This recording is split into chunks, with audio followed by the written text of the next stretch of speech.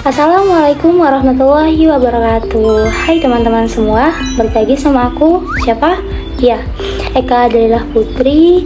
Pada kesempatan kali ini, aku seperti biasa akan mengajak kalian untuk mengulas materi pada pembelajaran kemarin, yaitu hari Senin.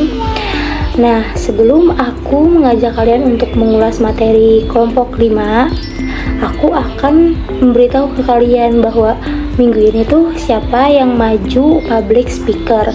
Nah, untuk minggu ini yang cosplay public speaker itu ada 3 orang teman-teman. Yang pertama itu orang yang cosplay sebagai konselor, dimana dia menjelaskan tentang seorang anak yang disayang sama orang tuanya, akan tetapi anak itu merasakan kasih sayang orang tuanya ketika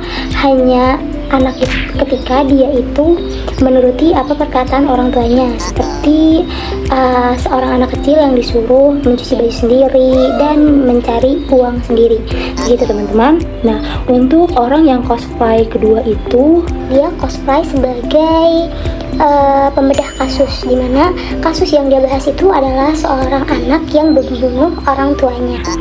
Nah, untuk yang terakhir itu, yang cosplay public speaker terakhir itu adalah cosplay sebagai narasumber. Dia menjelaskan tentang perfilman teman-teman. Nah, oke, kita langsung next aja ke pembahasan kelompok 5, yaitu tentang urgensi, gaya public speaking, dan persiapan pada public speaking. Langsung aja kita ke pembahasannya. Untuk pembahasan pertama adalah urgensi public speaking. Public speaking itu memiliki banyak peran penting teman-teman. Nah, ada beberapa peran. Yang pertama itu untuk menyampaikan ide secara sistematis dan runtut. Untuk yang kedua itu adalah untuk mempengaruhi orang lain. Dan yang ketiga itu adalah untuk menyampaikan dan mempertahankan pendapat. Selain itu, public speaking juga dibutuhkan dalam diskusi, rapat, dan berbagai kegiatan lainnya. Nah, teman-teman, kemampuan ini juga bisa membantu kita untuk meningkatkan rasa percaya diri. Semakin sering kita berbicara di depan umum, maka kita akan semakin berani dan siap ketika kita berbicara di depan umum. Tidak hanya itu, public speaking juga berperan dalam pengembangan soft skill seperti kepemimpinan, kerjasama, dan kemampuan berpikir kritis.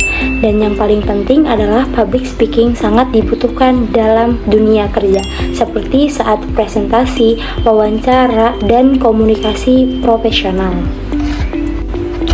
Nah, teman-teman, selanjutnya adalah gaya public speaking. Public speaking terdapat beberapa gaya yang perlu diperhatikan. Yang pertama adalah gaya bahasa, teman-teman, yang terdiri dari verbal dan non-verbal.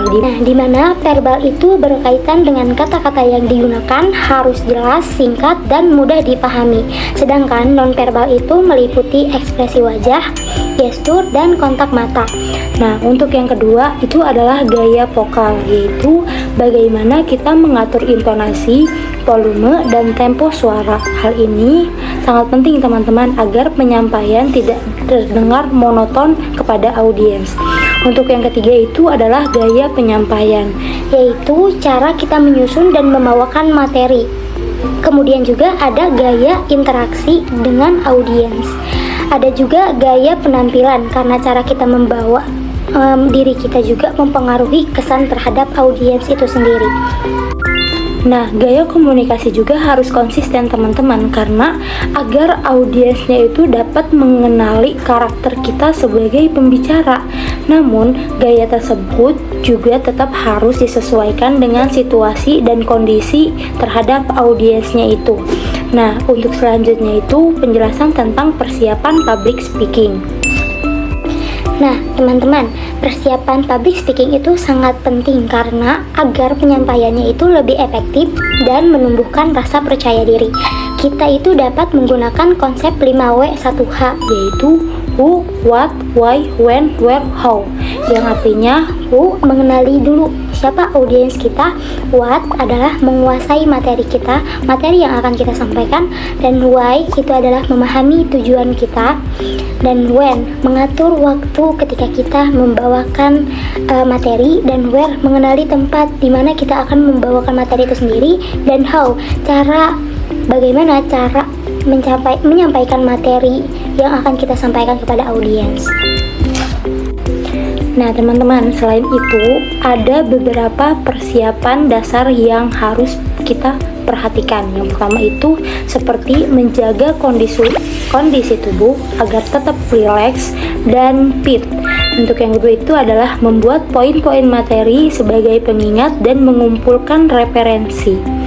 Kita juga perlu, teman-teman, untuk memperhatikan penampilan kita. Nah, penampilan kita yang bagus, yang baik untuk terlihat di depan audiens. Menggunakan gestur seperlunya saja, teman-teman, tidak boleh berlebihan ketika kita sedang berbicara. Yang paling penting itu tampil percaya diri dan menjadi diri sendiri. Itu paling penting, teman-teman. Dengan memahami urgensi, gaya, dan persiapan yang baik, public speaking kita bisa dilakukan secara efektif dan mampu memberikan dampak positif bagi audiens. Itu, teman-teman, ulasan materi kelompok 5 kemarin. Ada 3 materi ya, teman-teman, ada 3 pembahasan.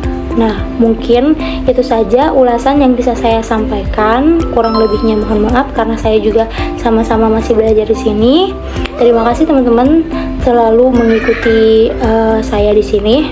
Kurang lebihnya mohon maaf. Wassalamualaikum warahmatullahi wabarakatuh. Bye, teman-teman semua. Bye-bye. Terima kasih.